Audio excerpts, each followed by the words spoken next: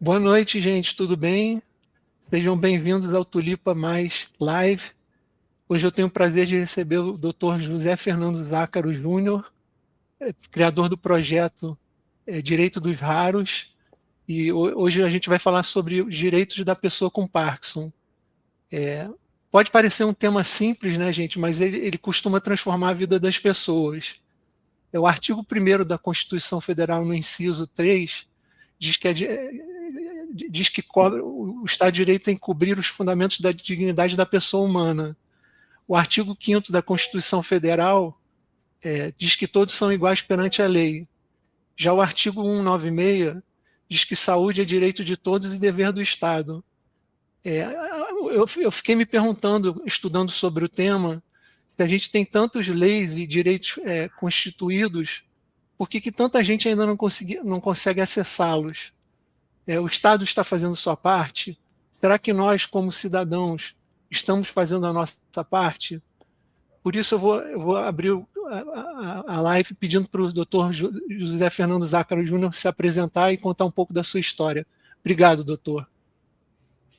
Luiz, eu que agradeço, muito obrigado pelo convite e principalmente pelo trabalho que o Tulipa Mais faz junto com a comunidade do Parkinson. Eu quero começar quebrando uma ideia muito comum, né? Quando a gente fala em Parkinson, todo mundo pensa em tremor, mas o Parkinson não é só esse tremor, ele pode envolver lentidão, rigidez, o freezing da marcha, alterações de equilíbrio, fala, sono, humor, cognição, autonomia e as oscilações ao longo do dia, né? E isso cria um problema jurídico muito sério, porque o sistema avalia a pessoa por alguns minutos, mas o Parkinson ele acontece 24 horas por dia. Então o sistema ele vê uma fotografia e o que o paciente ele precisa conseguir demonstrar é todo esse filme. Então isso tudo é muito importante. E hoje a gente vai conversar, né, como a gente vai transformar a realidade vivida em documentação. E a partir dela, analisar os direitos, como o fundo de garantia, INSS, o imposto de renda, os impostos dos veículos, reconhecimento da pessoa como deficiência, que isso é muito importante, e o acesso a tratamentos como a DBS, sem promessas, sem respostas automáticas, até porque cada paciente é único e possui direitos que têm requisitos próprios. E as informações aqui, elas são educativas, isso é importante a gente destacar, Isso. não substitui uma análise individual, o diagnóstico sozinho não garante nenhum direito que eu vou citar, e sempre temos que avaliar os critérios médicos, funcionais e legais conforme cada um desses benefícios. Legal, doutor. E aí eu gostaria que o senhor contasse um pouco também sobre o projeto do Direito dos Raros. Como é que ele nasceu, assim, como é que o senhor projetou assim criar e alcançar o sucesso que ele é hoje em dia? O direito dos raros, ele nasceu da união entre a minha experiência, a princípio, no direito previdenciário e uma experiência pessoal dentro da minha própria família.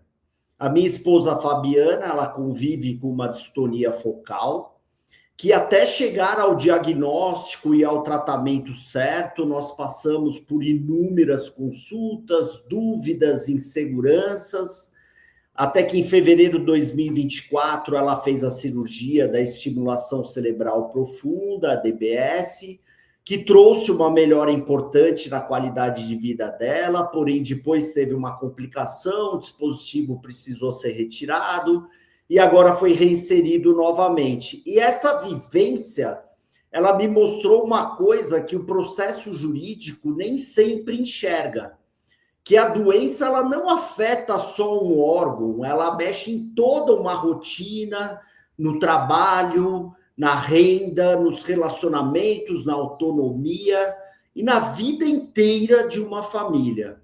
Até que em 1º de janeiro de 2025 nós criamos o direito dos raros para transformar o conhecimento jurídico numa orientação clara para os pacientes e familiares, acolhendo e acompanhando durante toda essa jornada, passando por todas as situações que o paciente enfrenta.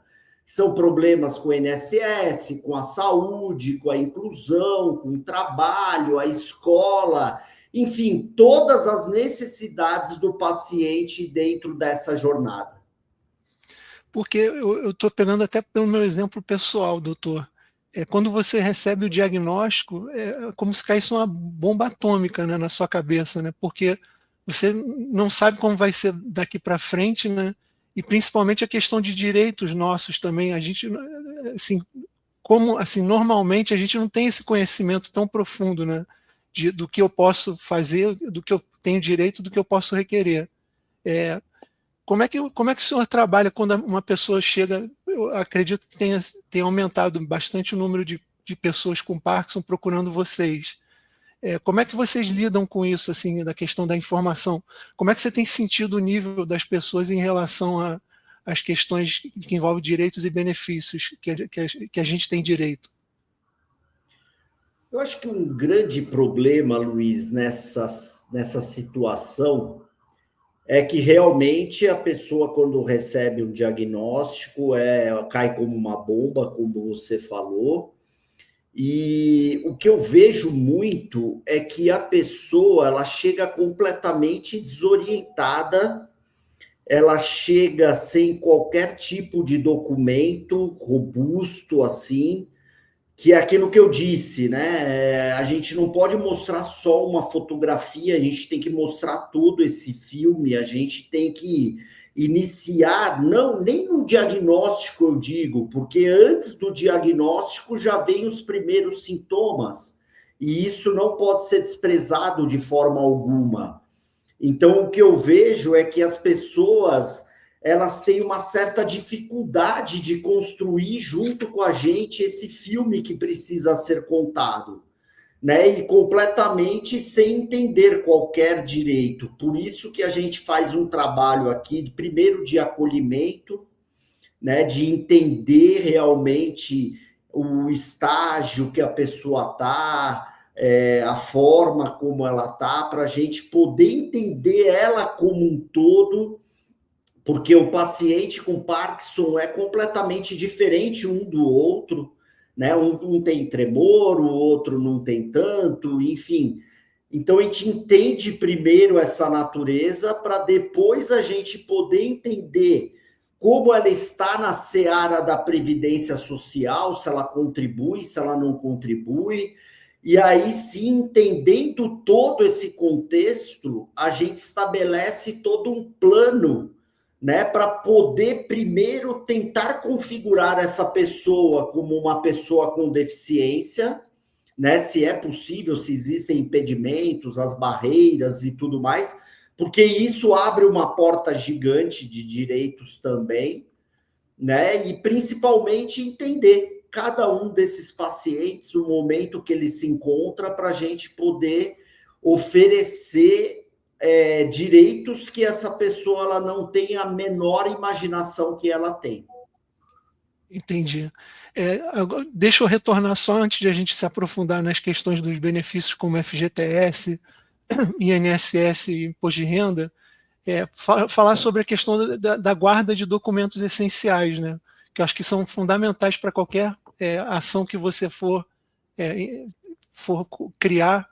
O seu advogado vai precisar de toda essa documentação, né? Então quais documentos o senhor recomendaria de se guardar ao longo desse processo da nossa jornada com a doença, né, de Parkinson e outras doenças também neurodegenerativas? Eu percebi que realmente as pessoas elas chegam no escritório com uma pasta cheia de exames, receitas, anos de tratamento, mas sem saber explicar, né, quais direitos elas poderiam ter, principalmente sem possuir um documento que mostrasse como a doença ela afeta realmente a sua vida, né? Muitas dessas pessoas conheciam profundamente o próprio tratamento, mas não sabiam nem a diferença assim, entre incapacidade para o trabalho, deficiência, benefício da prestação continuada, aposentadoria, isenção tributária, o saque do fundo de garantia. E há uma situação que se repete constantemente. O paciente ele tem a doença comprovada, ele enfrenta dificuldades reais no trabalho e no dia a dia, mas o relatório médico dele trazia apenas o diagnóstico e o CID, não explica as quedas, os períodos off, o freezing, a lentidão, a dificuldade de escrever, de falar, de se vestir, de manter o ritmo durante a jornada de trabalho. E aí a gente percebe que o problema não é apenas a falta do direito, né? Muitas vezes o direito ele existe, mas a realidade do paciente não está sendo traduzida para quem vai tomar a decisão. O médico ele enxerga a doença, a família enxerga o sofrimento, mas o INSS, a Receita, o juiz, eles recebem apenas algumas linhas do papel. Né? E essa realmente é uma das missões até do direito dos raros, de transformar essa informação jurídica complexa numa orientação clara e ajudar o paciente a construir essa documentação que conta realmente a história de verdade, né? E essa documentação, ela vai desde a parte de relatórios de neurologista, prontuário médico é extremamente importante, porque ele conta toda uma história, as receitas antigas, as atuais, os exames, mudanças de medicamento com datas, as internações, procedimentos, fisioterapia, terapia ocupacional, fonoaudiologia, avaliação neuropsicológica, registros de quedas, urgência, uso de dispositivos auxiliares, né? Já os documentos profissionais, carteira de trabalho, o Cadastro Nacional de Informação Social, a descrição detalhada da profissão do paciente, os afastamentos, readaptação, mudança de função, a jornada, as avaliações ocupacionais, e além dos documentos econômicos, como os medicamentos, as terapias, o transporte, o cuidador, fraldas, alimentação especial, os equipamentos, a adaptação da casa, tratamentos não cobertos pelos planos, pelo SUS, né? Tudo isso, esses gastos, eles não criam direitos sozinhos, mas eles podem ser decisivos para demonstrar a realidade econômica e a necessidade concreta de uma família, né? Legal. E aí, assim, eu tive um caso meu com a questão do FGTS, eu vou entrar na questão do FGTS já. Atualmente você faz a solicitação pelo aplicativo, né, do FGTS, da Caixa. E nós temos uma doença incurável, né? Então, de um em um ano você tem que comprovar que você continua com uma doença incurável, né? Então, é a primeira questão, a primeira questão que pega, né? E eu, ao longo do tempo, quando eu recebi o diagnóstico, eu fui me informar, fiquei sabendo dessa questão do FGTS, fiz as solicitações, até então vinha sendo aprovado de um ano em um ano, tranquilo. Teve um ano que eu mandei as documentações que são geralmente exigidas, a pessoa queria a comprovação que eu continuava tendo a doença incurável. Então, assim, aí o que me causa dúvida, assim, que é uma questão que entra, assim, como é que o parkinsoniano consegue ter um documento definitivo para comprovar que ele tem a doença? Assim, que documentos o senhor recomendaria que a gente buscasse ou fosse atrás para poder ter essa comprovação, né? Isso tudo é muito complexo, principalmente na parte do fundo de garantia, porque como ele é administrado pela Caixa, e existem várias agências espalhadas no Brasil inteiro, eu costumo falar que cada agência ela tem o seu próprio regimento interno ali de como ela vai lidar com esse assunto. A gente está começando a caminhar, principalmente na esfera do INSS, o Parkinson antes qualquer tipo de doença, você poderia ser exigido de passar por frequentes perícias. E está começando a caminhar para uma legislação que essas doenças progressivas, incuráveis, como o Parkinson, não vai ser mais exigido toda essa gama documental. E a gente espera que isso também reflita com a Caixa, né? Mas eu sempre falo, o documento fundamental é o relatório médico, né? E esse relatório médico não adianta ele vir de uma forma muito sucinta, falando ali, o paciente, ele tem o CID, ele tem o Parkinson, não, tem que vir da forma mais completa possível, né? Contando todo esse filme, exatamente, demonstrando, né, a progressão da doença, o tratamento que está sendo feito, enfim, mas é muito complexo essa situação, porque a Caixa, na verdade, ela exige um relatório, né? Um próprio relatório médico de doenças graves. E ele é preenchido pelo médico e ele tem uma validade de 1 ano. Então, esse é o grande problema. Enquanto não quebrar esse relatório, vai continuar tendo esse problema.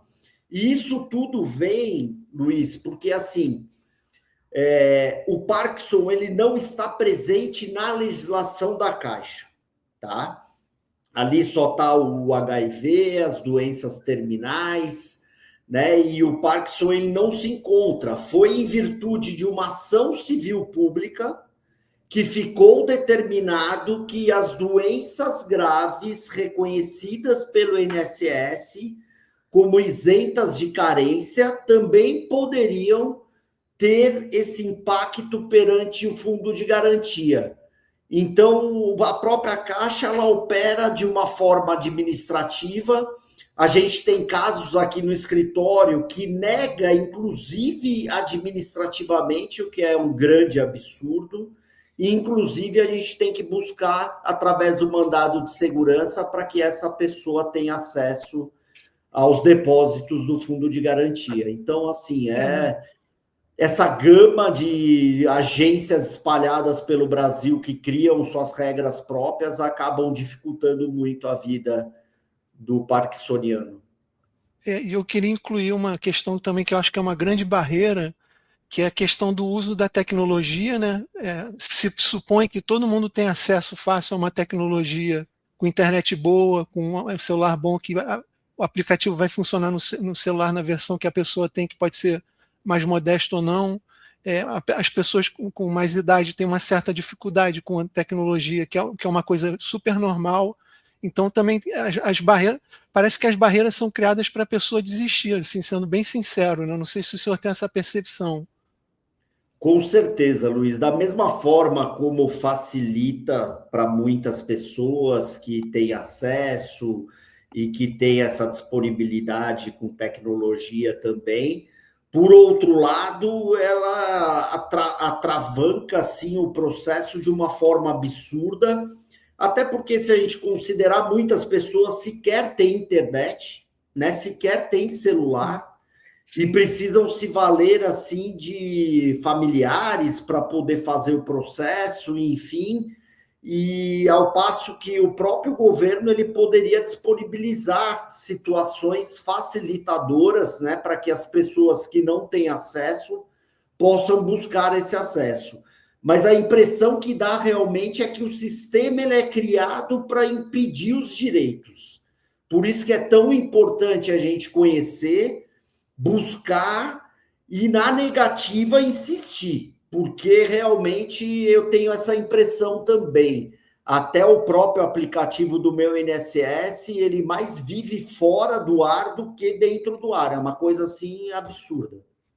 Isso, e até porque o aplicativo, sendo bem específico, tá, gente, mas só para retratar a atual situação que a gente vive, ele não gera um ticket assim, de atendimento que você possa consultar em outro lugar que você fez aquele pedido, você tem que printar a tela.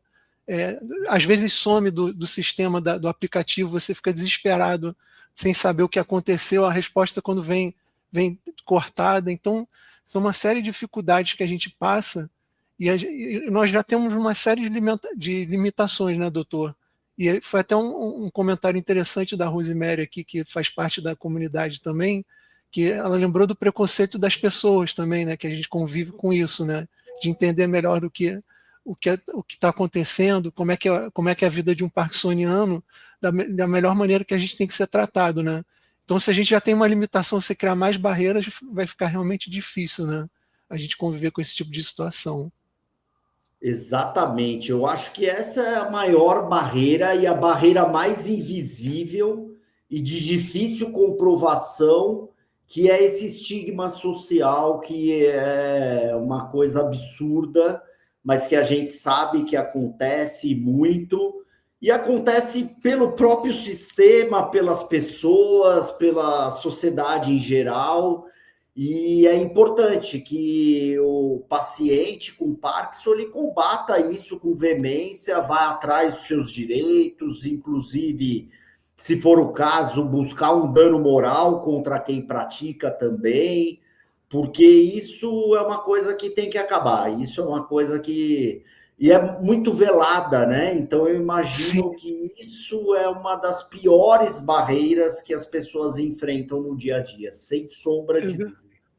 E aí a gente vai convivendo com capacitismo, com etarismo, vão vindo uma série de ismos, né, que a gente já tem a vida já complicada pela doença, é complicado.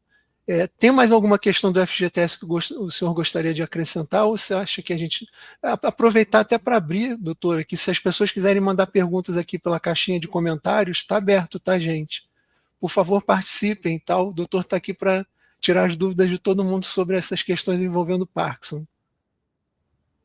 Em relação ao FGTS, é importante só entender isso, né? Que não se saca o FGTS automaticamente porque a pessoa ela tem Parkinson, né?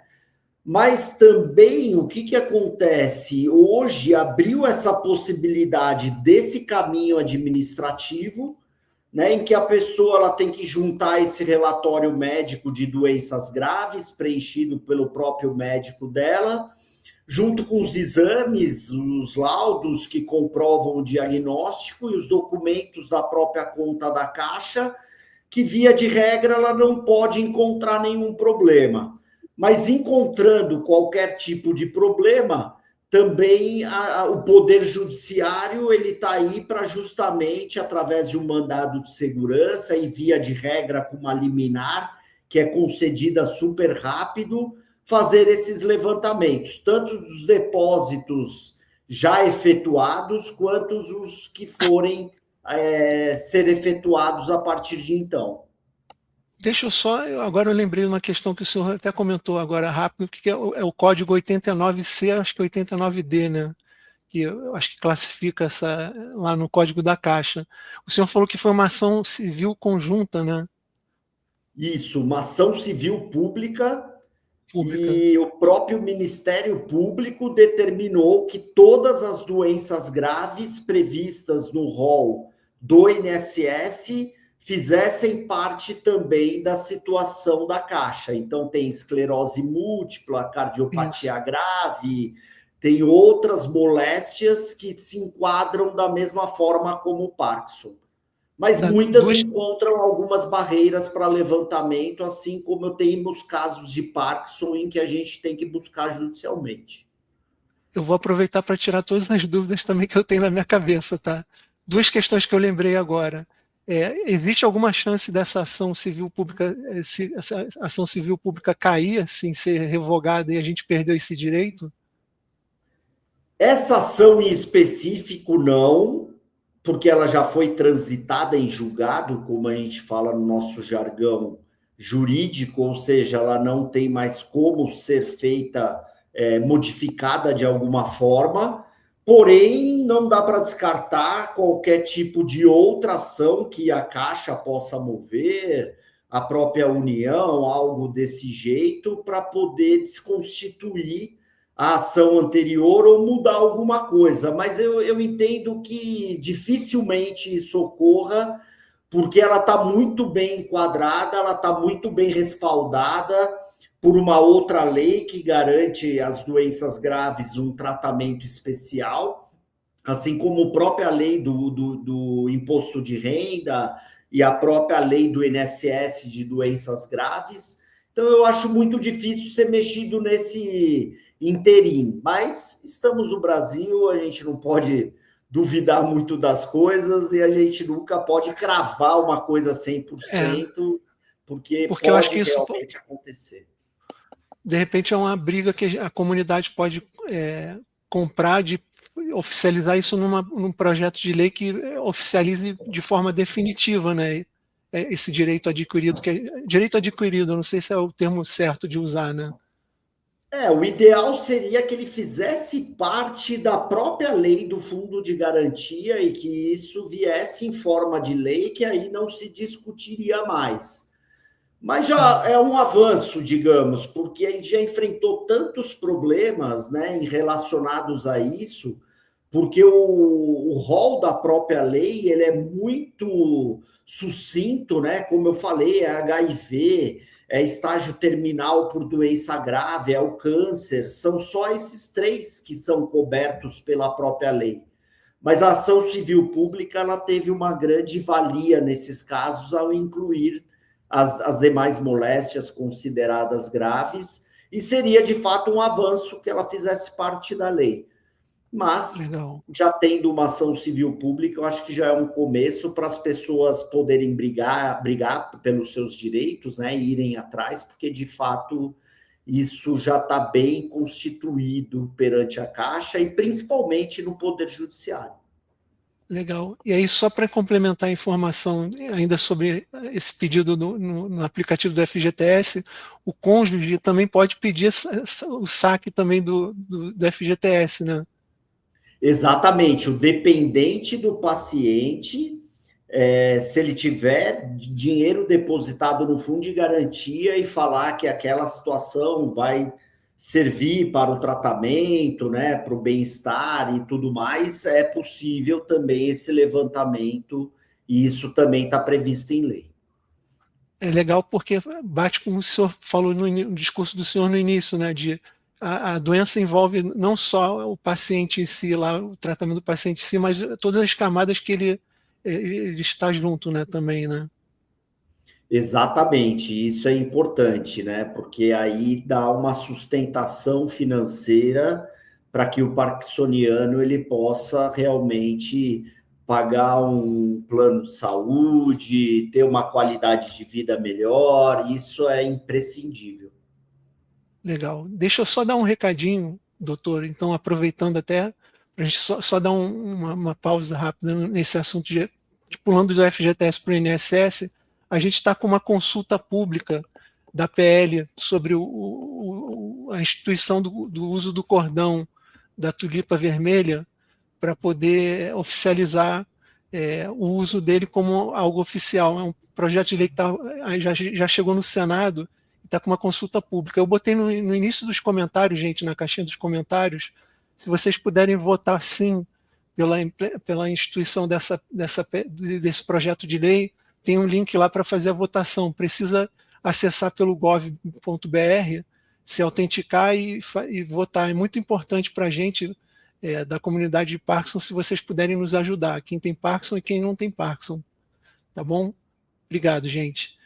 Vamos voltando então aqui, doutor. Vamos falar sobre o benefício do INSS. A gente conversando antes da live sobre os temas que a gente falaria até, eu tinha listado os benefícios que são possíveis, o senhor até me corrigiu, incluiu um que o senhor considera mais importante. Então, o auxílio só listando quais são os benefícios: auxílio por incapacidade temporária, aposentadoria por incapacidade permanente, aposentadoria da pessoa com deficiência e o benefício de prestação continuada. Eu gostaria que o senhor pudesse fazer a diferença entre elas e poder falar um pouco sobre cada uma delas também. Perfeito. Bom, o ponto de partida no INSS é que o nome da doença ele não decide sozinho o benefício. O benefício depende da consequência jurídica que a doença produz. Como você disse, em relação à incapacidade temporária, que é o que se chama normalmente como auxílio-doença, é para aquela pessoa que está temporariamente incapaz para a atividade habitual dela. No Parkinson, é preciso a gente ligar os sintomas à profissão. Então, um tremor ou uma lentidão, ela pesa de forma muito diferente, por exemplo, para um cirurgião, para um motorista, para um professor ou um trabalhador braçal. Então, isso que é importante relacionar, né? Realmente a incapacidade com a profissão, com a atividade habitual da pessoa. E é importante a gente destacar, como eu já falei, que está no rol de uma doença grave, né? Que ela independe da carência de 12 meses. Uma contribuição apenas dentro da qualidade de segurado já é mais do que suficiente para assegurar o direito ao benefício. Mas é importante ter uma atenção: a dispensa da carência não é a dispensa da qualidade de segurado. E ela não elimina a análise de uma doença pré-existente. Então, não adianta fazer uma única contribuição depois do diagnóstico. Já em relação à incapacidade permanente, que é o que a gente chama de aposentadoria por invalidez, é para quem tem uma incapacidade permanente sem possibilidade real de reabilitação para qualquer atividade que garanta o sustento dela. Então, a reabilitação não é uma palavra abstrata. A gente tem que levar em consideração aqui a idade da pessoa, a escolaridade, a experiência, a evolução da doença e o mercado de trabalho real. Já a aposentadoria da pessoa com deficiência, ela não exige a incapacidade, mas sim a deficiência. E a deficiência é um impedimento de longo prazo de natureza física, mental, intelectual ou sensorial, que se concretiza quando interage com barreiras, impedindo a participação plena e igualitária da pessoa na sociedade. Então, ela premia quem trabalhou anos enfrentando esses impedimentos e barreiras e tem regras mais favoráveis. É por tempo de contribuição, conforme o grau da deficiência ou por idade. Né? Então, no tempo de contribuição, quando a gente fala de uma deficiência grave, para o homem é exigido 25 anos, para a mulher é exigido 20 anos. A moderada, 29 para o homem, 24 anos para a mulher, e a leve, 33 e 28. Então, a gente verifica que é um requisito que exige menos tempo de contribuição, até em razão do grau dessa deficiência. Já por idade, a mulher ela se aposenta aos 60 anos, o homem aos 50, aliás, o homem aos 60 anos, a mulher aos 55, só que exige 15 anos de contribuição na qualidade de uma pessoa com deficiência. Então, ao passo que a anterior, por tempo de contribuição, ela exige o tempo na sua totalidade, independente se como PCD ou não, nessa por idade ela exige ao menos 15 anos que a pessoa recolha como uma pessoa com deficiência. E já o benefício da prestação continuada, chamado popularmente como LOAS, né, que LOAS é a Lei Orgânica da Assistência Social, ela não é uma aposentadoria, não exige uma contribuição, mas ela garante um salário mínimo à pessoa com deficiência com vulnerabilidade econômica, desde que inscrita no cadastro único e preenchidos os requisitos tanto da deficiência quanto da vulnerabilidade econômica, que é determinado em 1/4 do salário mínimo por pessoa que reside naquela residência. E não paga o 13º e também não gera a pensão por morte. E aí, uma dúvida que eu fiquei, principalmente em relação à incapacidade mental, assim, como é que é feita a perícia, assim? Porque para mim se não tiverem critérios claros, assim, você souber até o que você vai ser avaliado, dependendo do avaliador, você pode ter um benefício negado de forma bem fácil, né? Sim, é extremamente subjetivo, é uma análise pericial de poucos minutos, via de regra, por pessoas que não são especialistas em neurologia.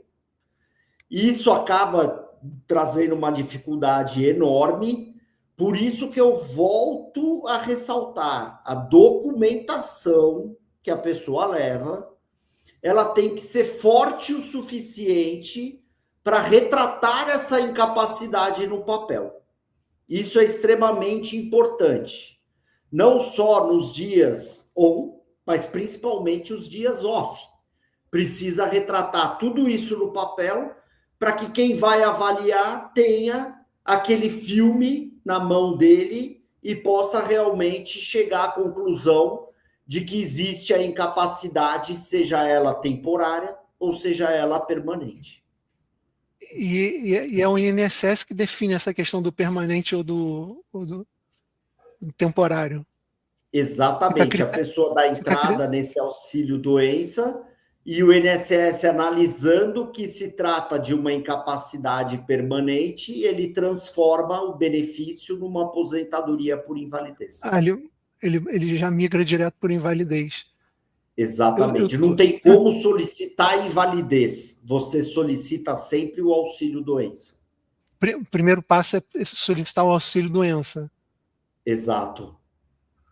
Eu tô vendo um comentário aqui, eu acho que vai ter casar com a pergunta que eu já estava na cabeça, que é do Michael Jones aqui. Eu tenho 37 anos e os primeiros sintomas surgiram aos 30 anos. Ainda estou trabalhando, mas tem dias muito difíceis. É uma batalha diária, mental e física. E aí, complementando até o que o Michael falou, obrigado, Michael, pelo relato e até por se abrir aqui, ter confiança em compartilhar sua história conosco. A lei foi definida em determinado tempo, há anos atrás. Hoje a gente vê um número, a gente estava até conversando antes da live sobre isso, a quantidade de parkinsonianos precoces que estão surgindo, estão sendo diagnosticados. Como é que funciona isso, doutor? Assim, como é que a lei se adapta aos novos tempos, né? Porque a gente tem provavelmente tem novos sintomas que não existiam na época que ela foi promulgada e tal. Como é que a gente trabalha com isso, assim, tanto o lado do senhor como advogado e tal, na defesa dos nossos direitos, como o nosso, como vai entrar, e do próprio governo, assim, da entidade pública de se adaptar à realidade que tem atualmente na sociedade, né? Uma coisa que eu sempre falo, né, e principalmente a gente pode falar para o Michael também, é para justamente ele ir atrás de todo esse documento que comprove os primeiros sintomas, se eu não me engano, há 7 anos atrás, que ele relatou, né, para contar toda essa história, ou seja, ele já tendo esses 7 anos sendo uma pessoa com deficiência, a ideia é que ele realmente tente se aposentar como uma pessoa com deficiência, porque é a melhor aposentadoria disparada, ela é 100%, ela exige um tempo menor do que o necessário, né? Então ele tem 47 anos, me corrija se eu estiver errado. 37. 37 anos. Isso, 37 A anos. gente pensando, né, numa aposentadoria precoce aí aos 60 anos, a gente está falando em 13 anos aí, um gap, mas esse tempo que ele tem, né, então essa seria a ideia, ele tentar se aposentar como uma pessoa com deficiência, só que a gente sabe que esse gap dos 13 anos acontece em altos e baixos, né, eu costumo relatar que é realmente a gente até relatou esse termo, que é uma montanha russa, né? Uma hora Montanha-russa, você isso. está bem, outra hora você não está muito bem, aí a medicação vai e regula, você fica melhor. Então, são crises, são momentos on, momentos off, E isso pode chegar no momento que realmente pegue a sua incapacidade. Nesse momento, você não dá para contar com uma aposentadoria da pessoa com deficiência, e aí realmente você tem que partir para um auxílio-doença ou até mesmo uma aposentadoria por invalidez, e inclusive em casos mais graves, com acréscimo de 25% quando a pessoa precisa do auxílio permanente de outra, seja para as atividades diárias do dia a dia dela, né? Como se banhar, se vestir, se alimentar e por aí vai. E aí esse 25% é em cima da aposentadoria da pessoa com Parkinson. Da aposentadoria por invalidez. Até Por se tentou invalidez. expandir isso para as outras aposentadorias, a tese estava indo muito bem, mas o Supremo Tribunal Federal ele barrou e realmente só acresce para aposentadoria por invalidez. Caramba. Eu fico pensando também nas pessoas, nas cuidadoras e cuidadores da pessoa de doença neurodegenerativa.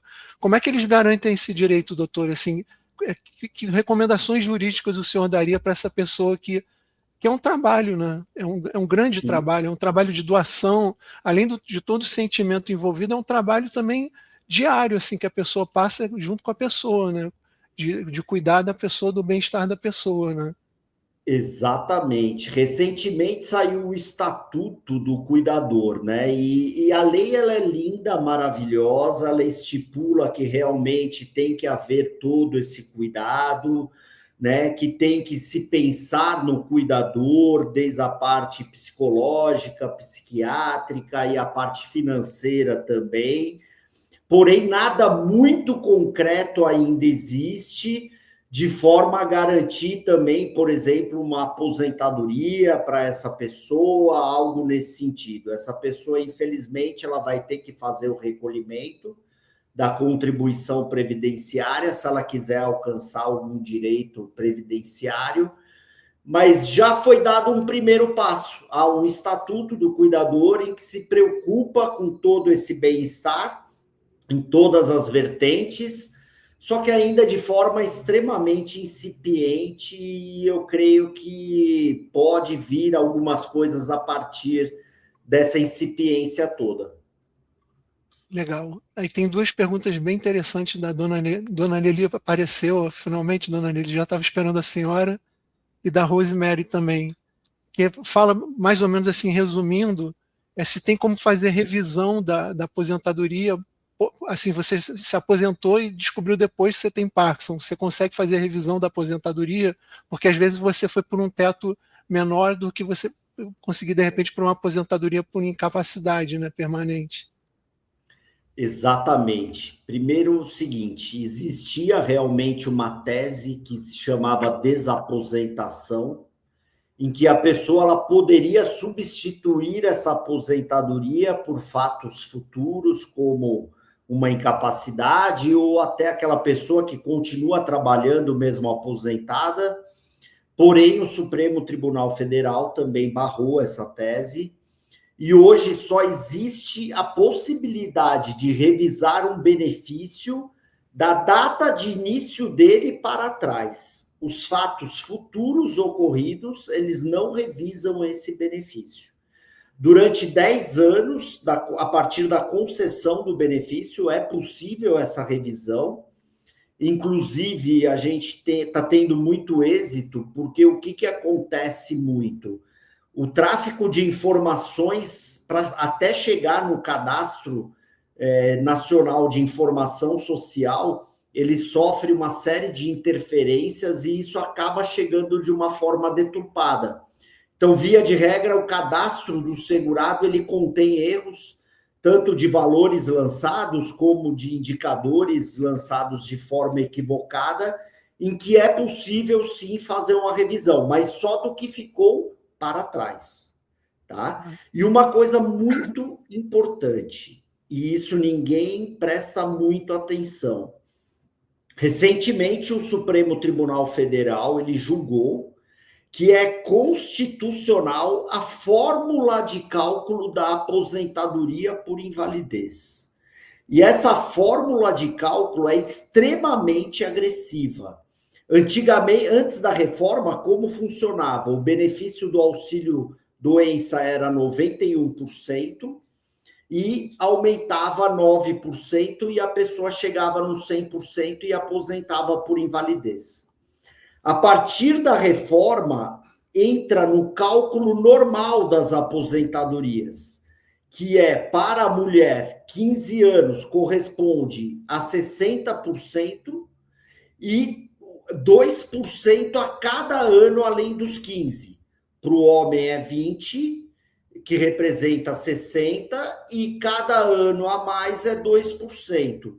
Trocando em miúdos, hoje tem muitas aposentadorias por invalidez com valores inferiores ao auxílio-doença, o que é um absurdo assim enorme. E tem como corrigir essas situações ou é caso a caso, né?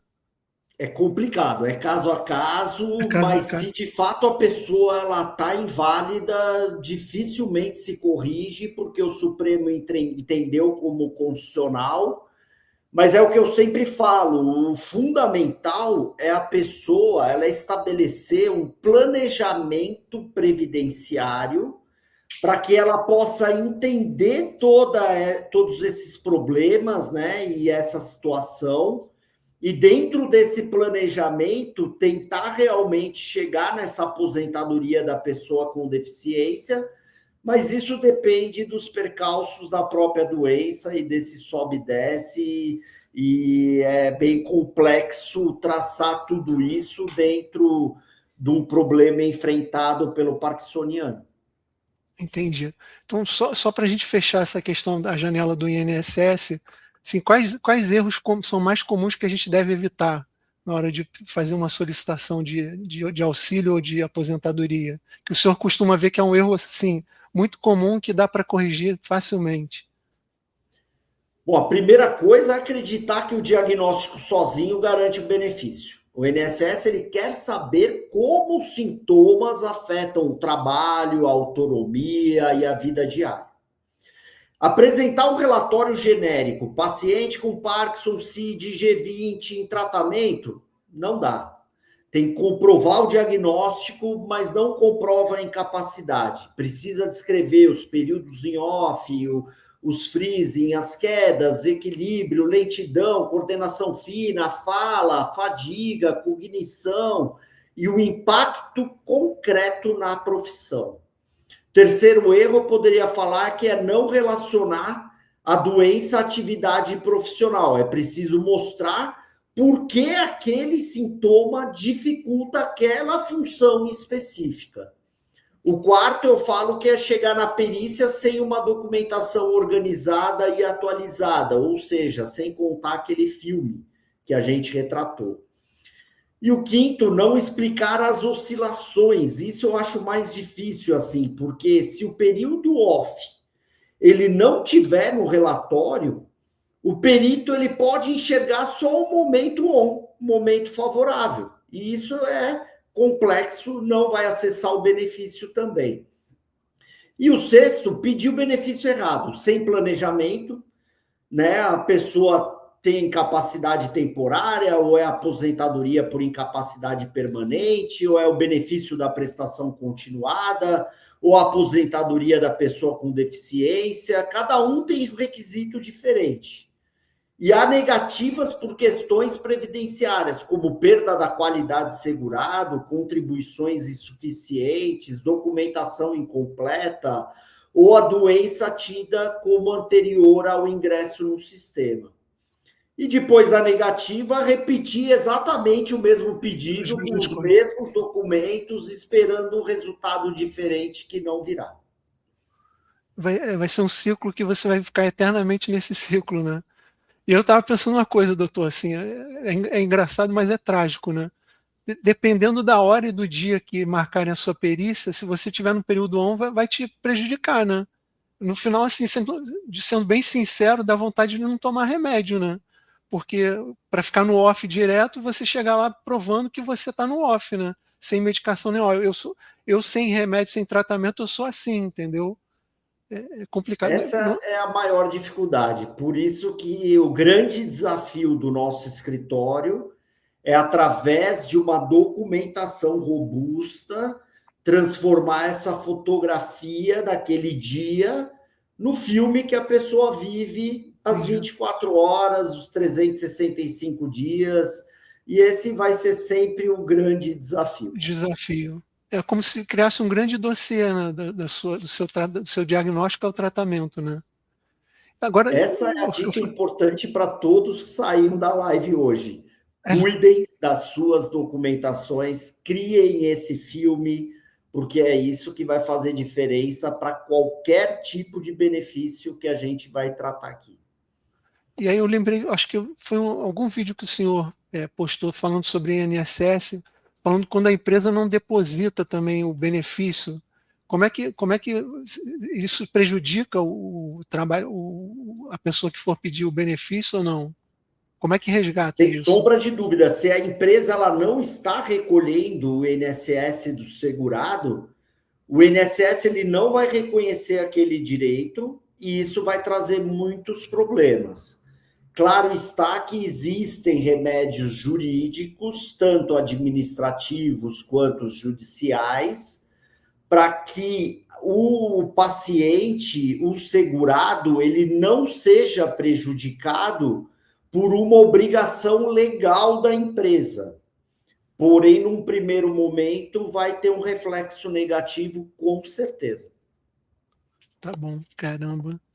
Por isso que é tão importante, outra dica super importante, todo mundo que está ali vinculado à empresa analisar o CNIS, que é o Cadastro Nacional de Informação Social, mês a mês, veja se a sua contribuição ela foi para o seu cadastro, mês a mês, porque a hora que verificar que não foi, é possível interceder junto ao RH da empresa ou até perante o Poder Judiciário, para fazer essa correção antes que chegue a hora que realmente precisa do benefício, a pessoa não tenha por uma falha absurda da empresa nesse sentido.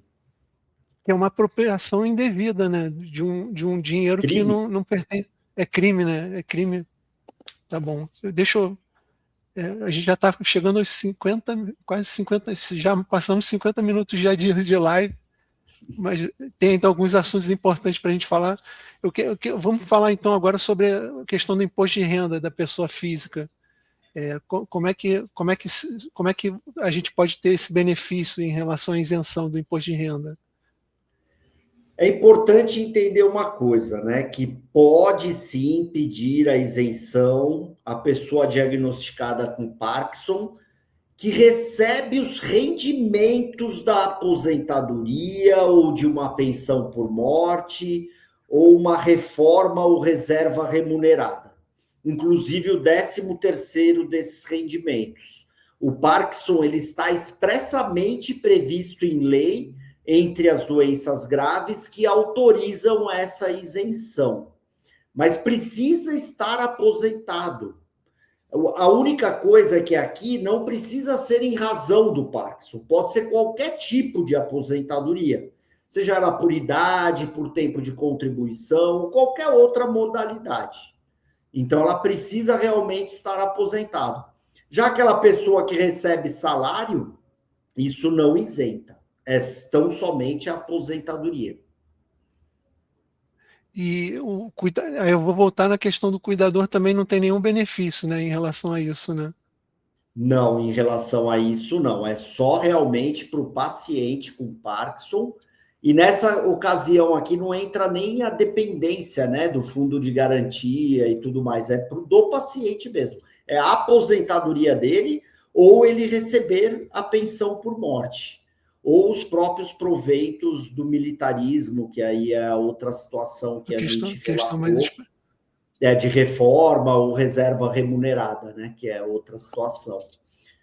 Aliás, Luiz, eu preparei um presente aí para todo mundo da live, né? Quem for agora lá no Instagram do Direito dos Raros, e comentar no último post nosso a palavra IR, que é de imposto de renda, né? Só IR, vai receber um material meu ensinando passo a passo de como solicitar a isenção do imposto de renda direto no aplicativo do meu INSS.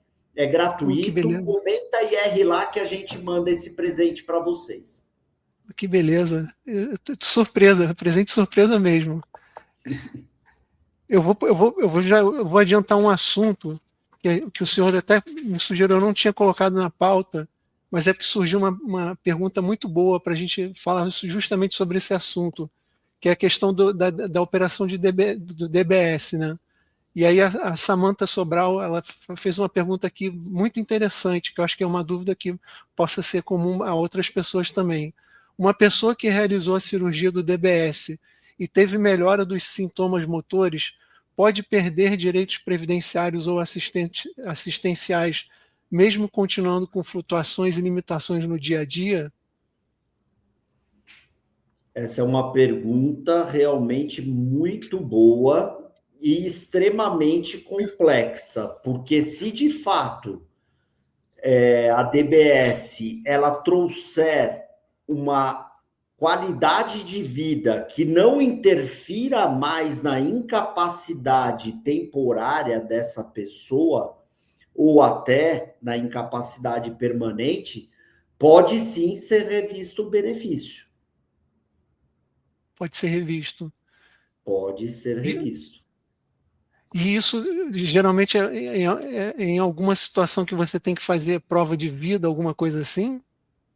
Não, você pode ser convocado pelo INSS para comprovar a sua incapacidade. Na verdade, quando você está afastado pelo benefício temporário, aquele benefício tem uma data de cessar e você pode prorrogar esse benefício ou não, e ali você vai passar por uma nova perícia. E se não acusar a incapacidade, o benefício vai ser cessado.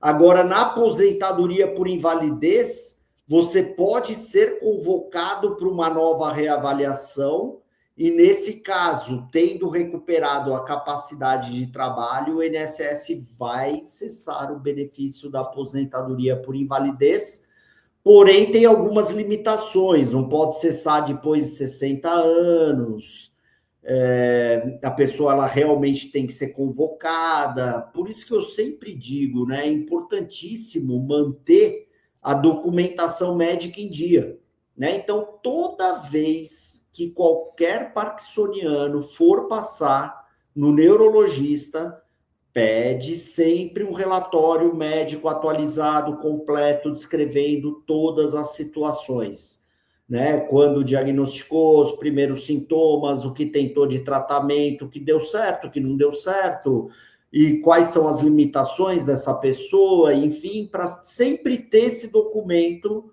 presente na vida dela, porque via de regra vai ser utilizado. Legal.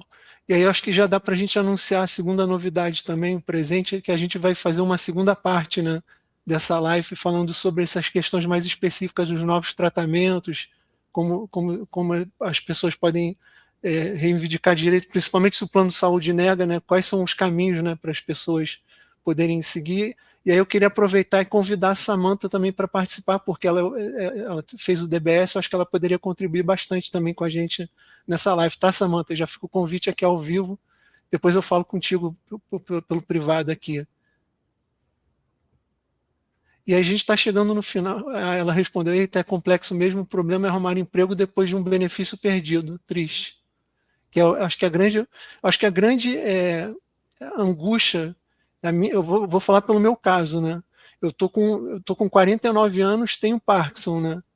Trabalho numa empresa que é maravilhosa, assim, me apoiou desde o início e tal, mas eu estou ficando mais velho, né? Uma empresa de tecnologia com um público-alvo bem mais novo, né?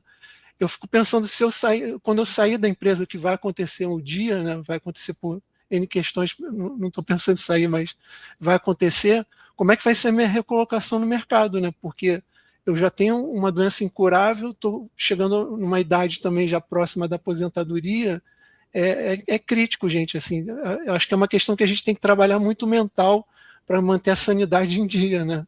Porque não é fácil, né? A gente chegamos às 9, 1 hora completa de live, doutor.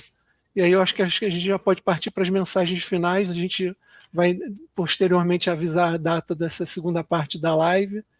E eu queria que o senhor deixasse uma mensagem assim de quem acabou de receber o diagnóstico e se sente seguro sobre os direitos, assim, que mensagem o senhor deixaria? E também para quem já tem, assim, o que o senhor recomendaria também para essas pessoas de como se atualizar sobre os direitos, né? Eu diria, antes de tudo, para quem acabou de receber um diagnóstico, respira. Você não precisa compreender tudo hoje, nem resolver a vida inteira de uma vez. Receber um diagnóstico de Parkinson pode trazer medo, insegurança e muitas perguntas sobre o futuro. Mas esse diagnóstico ele não apaga quem você é, ele não retira automaticamente a sua autonomia, ele não encerra os seus projetos. Procure um apoio médico, envolva a família, organize os seus documentos, busque informação de qualidade, não abandone o trabalho, não deixe de contribuir para o INSS, não tome decisões importantes só com base no medo ou em orientações genéricas. Os direitos, eles exigem para proteger a pessoa quando ela precisa, mas cada um depende de um momento, de requisitos e de uma realidade específica. Por isso, informação e planejamento importam tanto quanto conhecer a lei. E eu termino aqui com uma mensagem muito clara, né? Você não é um diagnóstico, um CID ou um processo. Você é uma pessoa com história, com uma família, com sonhos e direitos que merecem sim ser respeitados. E o Parkinson, ele pode mudar alguns caminhos, sim, mas ele não tira de você o direito de continuar conduzindo a sua própria história. Caramba, que final. Muito obrigado, doutor Zácaro, por compartilhar o seu tempo, né? Reservar um pedaço da sua agenda diária, que eu sei que é bem preenchida, para compartilhar as informações com a nossa comunidade. E, gente, em breve a gente anuncia a data da segunda parte dessa live que a gente começou hoje. Queria agradecer também todo mundo que reservou um tempo para aprender mais com o Dr. Zácaro. E a gente vai avisando vocês, gente. Muito obrigado, boa noite e bom final de semana para todo mundo. Obrigado.